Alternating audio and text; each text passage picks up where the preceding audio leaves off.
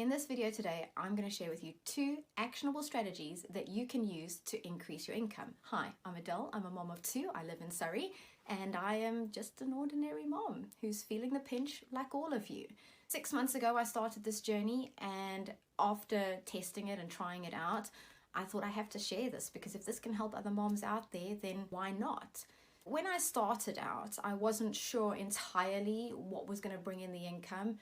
I've tried other side hustles. I don't really like that term, but I've tried them and they never really seemed to sort of gain any traction. They were great in the beginning. The novelty of it was great, but it never quite turned into anything that was sustainable for myself and my children's future. Right, so I had 4 criteria with any side hustle that I was going to start because I know from previous experience that it doesn't always work out. So I made a list of things that this new venture would have to fill before I'd even consider doing it. The first one is it had to fit into my life. I am super busy between the kids and my job and the house and all the things that comes with being a mom in the modern world. So that was number 1. The second criteria would be that it would have to have reasonably quick results. And by quick results, I don't mean becoming an overnight millionaire, but I'd like to see that whatever I do would then give me the results to either determine whether or not I was going to carry on with it or whether I was going to stop and look for something else. The third criteria was that it had to be sustainable. I wanted it to be something that would grow with me, something that would keep us going for a long time. I didn't want to have a quick churn and burn. So yeah, sustainable was a really important one. And the fourth one is I'd like to see my hard work paying off. I, like you, I'm sure, put a lot of effort into new ventures, new ideas, and then it doesn't really come to much. And it can be quite demotivating. So I wanted to be able to see that the harder I worked, the better the results. So Amazon FBA seemed to fit that bill. It would easily fit into my life with the strategies that I'm using. It is sustainable. I've seen examples of people doing this for up to 20 years now. It does give reasonable quick results. I can say this because I've been doing it for about 6 months and I know when I send a product in if it's a good one or not a good one. And I have noticed that the harder I work, the more I get out of it. So it's ticked all 4 of those criteria. So let's dive into those 2 strategies. The first strategy I used was selling used books on Amazon. This was a nice, smooth, easy step into the world of Amazon FBA. It can be quite daunting when you're learning all sorts of new things, especially the back end of Amazon. It is quite user-friendly, I'll be honest, but I wanted something that would be easier. So I started in used books, and I think a lot of people actually do. And actually Amazon started as a book company. So it's kind of really cool that we all kind of start in the same way and grow with Amazon. So to find the used books, I find ones sitting around the house. But most of all, I tend to go to charity shops or I'll collect from people's houses. And then I will use Scout IQ, which is a software.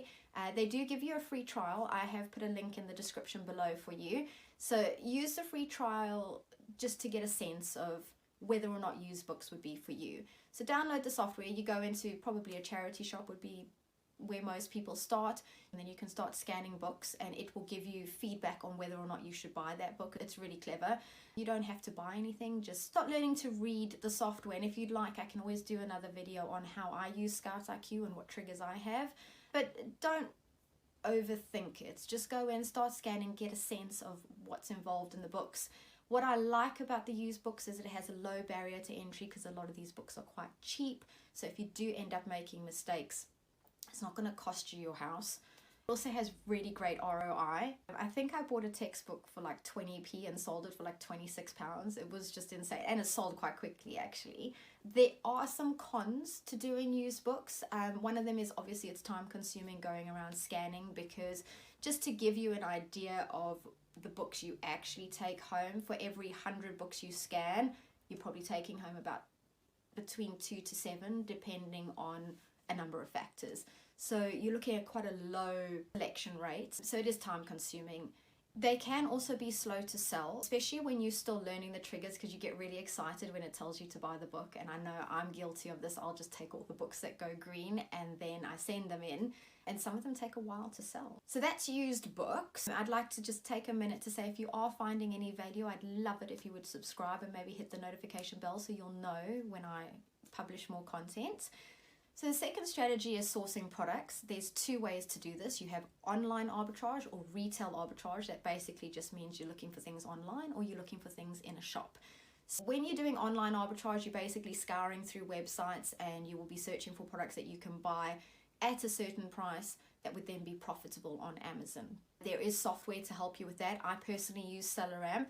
I have left a link in the description below. They also give you a free trial, so that would be really good as well for you to learn because it's free, it doesn't cost you anything. I also use Keeper, but I wouldn't suggest subscribing to it yet because you do get like a free light version of Keeper with your SellerAmp, and you can sort of learn the basics of the Keeper charts. Keeper is a very powerful tool, everyone will tell you that, so I would say as you get more serious, Keeper could be something you could upgrade to. But while you're still learning, I would say just stick with SellerAmp or any of the free softwares. There's loads of them, but I personally use SellerAmp. And what it would do is it'll bring up a little sidebar, which will then tell you whether a product would be profitable at Amazon. It'll take in all the fees and it'll let you know if it's a profitable product. There is also retail arbitrage. So going into the shops, walking up and down the aisles, you'll have SellerAmp on your phone and you can scan the products and it will do the same thing that it does with online arbitrage, tell you whether or not it's profitable. It'll also give you the chart, so you can check everything on your phone. I've found as a mom of two, taking my kids to shop to scan hundreds of items, walking up and down the aisles is not really conducive to my mental health. So I would say if you have free time, it's great. A lot of people will go to clearance sections and they'll get one-offs. And the nice thing about that is the clearance sections are different in every supermarket. So you might have less competition for those products, whereas online or full price products in general, anyone can find. So that is one downside with finding the products. The other thing is it does cost you a bit more money to break into products. It's not a bank breaker, but obviously it comes down to your budget. Personally, I started with around £200. I'd be lying if I said I didn't put more money in as I went along. I got a bit excited.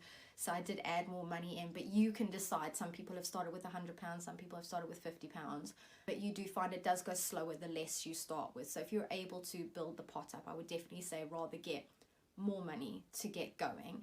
Onto the pros with selling products over used books is that it does move quicker. So you will send products in, and if you've selected the correct product, they should sell fairly quickly. And another pro is that you can do it online. It is something that I do once the kids have gone to sleep. It's something that I can fit into tiny pockets of time if I have an hour's lunch break, those sorts of things. Whereas obviously if you're going to look for used books or you're going to do retail arbitrage, that will take up more time in your day. So those are my two strategies. I would love for you to join on my journey. I'm only 6 months in, so if you get in with me, we can grow together. And if there's any topics you'd like me to cover, please let me know in the comments below and hopefully I can cover them for you.